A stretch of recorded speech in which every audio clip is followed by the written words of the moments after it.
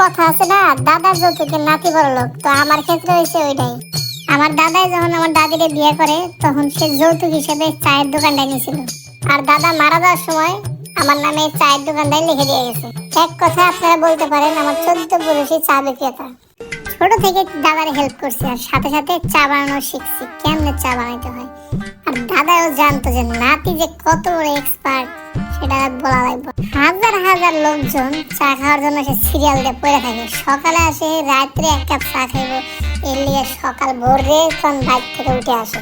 এলাকার কিছু মানুষকে বইয়ের হাতের তরকারি না খেয়ে পারি, ভাত না খেয়ে পারি, কিন্তু তোমাদের চা আমার এক কাপ খাওয়ানো লাগবে, কারণ তোমাদের এক কাপ চা না খেলে আমার আবার ভালো লাগে না, রাইতে আমার ঘুম হয় না। তো আমি কি আর টাকার আবদার রাখতে না পারি?